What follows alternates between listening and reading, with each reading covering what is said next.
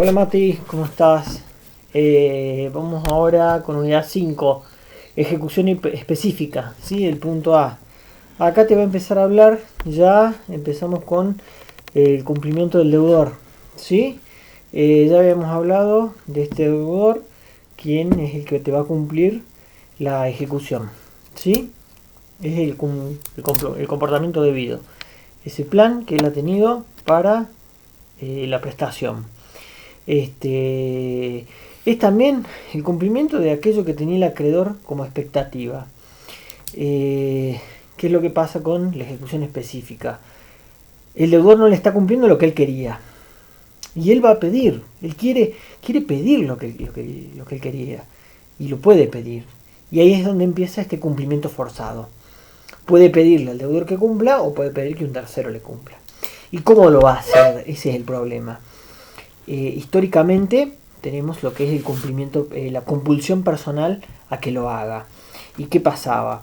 Nosotros teníamos el sistema de la compulsión personal, ¿sí?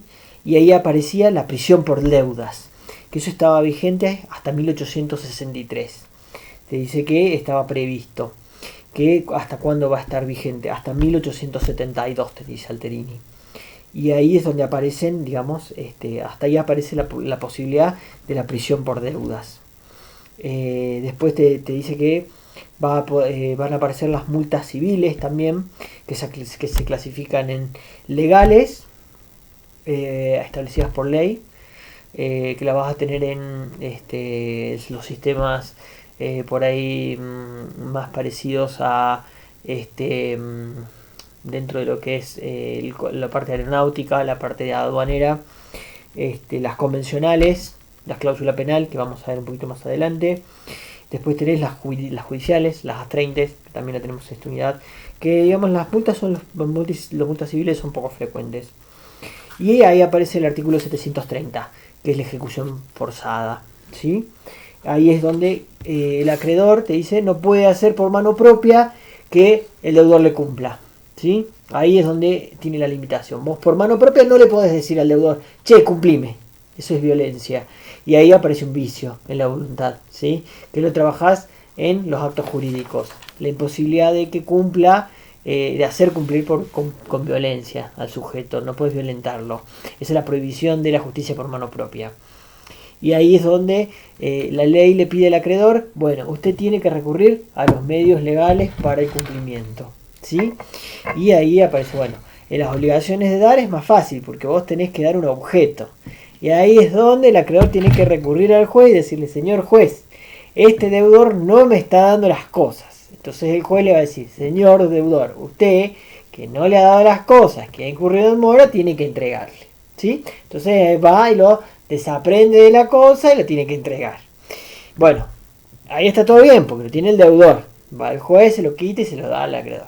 Ahora si lo tiene un tercero es el problema. Vamos a tener que ver que el tercero no tenga mejor derecho, ¿sí?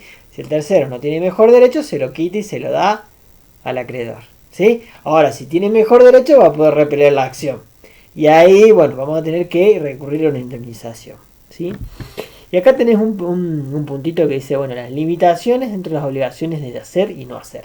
Y ahí te tenés que ir al 777 en el Código Civil y Comercial. ¿Qué te dice el 777 y el 778? Mira, yo te lo voy a leer. El 777 te habla de la ejecución forzada. Dice, el incumplimiento imputable de la prestación le da derecho al acreedor a tres cositas. Exigir el cumplimiento específico, hacerlo cumplir por terceros o reclamar los daños, ¿sí? Y el 778 dice las obligaciones de no hacer. Es aquella que tiene por objeto una abstención del deudor o tolerar una actividad ajena. Su incumplimiento imputable permite reclamar la destrucción física de lo hecho o los daños y perjuicios. Ahí es donde nos habla de cuáles son los límites de en cuanto a la imposibilidad del incumplimiento imputable al derecho del acreedor, ¿sí?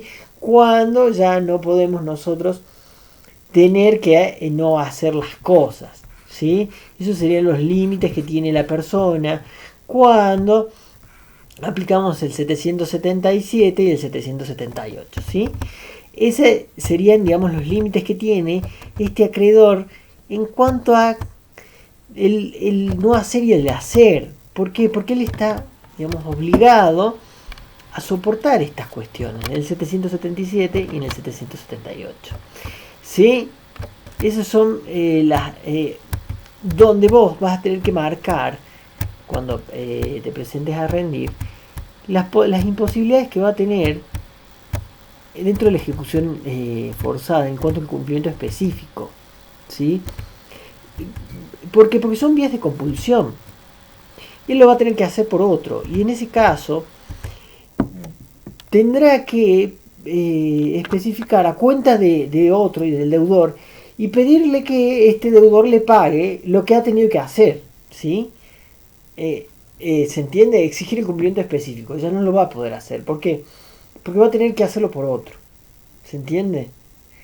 Y va a tener que reclamar, vamos a tener que cuantificar, especificando cuánto nos ha salido a hacerlo. ¿Sí? Bien. Lo siguiente que vos tenés acá en el programa, dentro de lo que es ejecución de las limitaciones de las obligaciones de hacer y no hacer, lo que pasa es que es muy importante que vos tengas en cuenta que vos siempre vas a tener la imposibilidad de obligar al otro a hacer, ¿sí? No caer en la violencia, ¿sí? Que te va a invalidar la acción, ¿sí? Que te va a invalidar la posibilidad de que vos puedas obligar al otro a hacerlo, ¿sí? Ahí es donde tenés la imposibilidad de compelerlo al otro, ¿sí? En ese caso, vas a tener que recurrir a la siguiente figura, al punto C, a las astreintes, ¿sí? Estas astreintes son las multas civiles, ¿sí? Es donde vos le pedís al juez que lo obligue a realizar la conducta, ¿sí? Por eso son importantes las astreintes.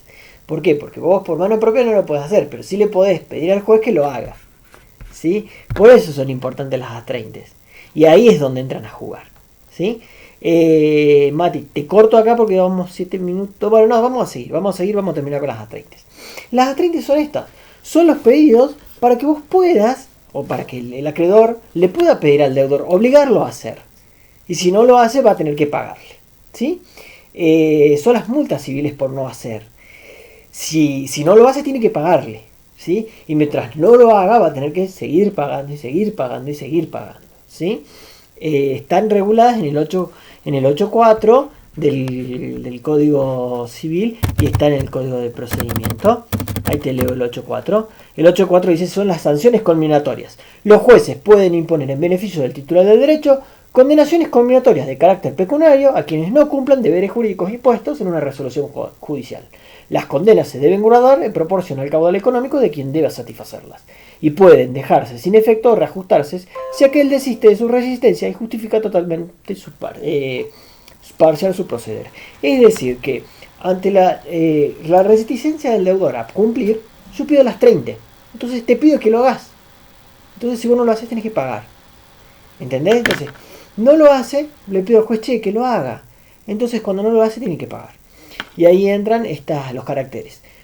Son discrecionales, la facultad la tiene el juez de imponerlas. Son pecuniarias, solo se pagan en dinero. Son provisionales, no son definitivas. Solamente son aplicables al juez. Son ejecutables, son combinatorias, ¿sí? Por eso son importantes las astreintes, que las tengas en cuenta, ¿sí? Y ese es el punto C.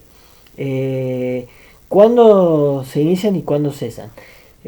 Son acumulables. ¿Cómo son comparables con la indemnización? Son comparables con la indemnización porque la indemnización vos tenés que demostrar todo el daño, ¿sí? Vos tenés que hacer el procedimiento de la responsabilidad.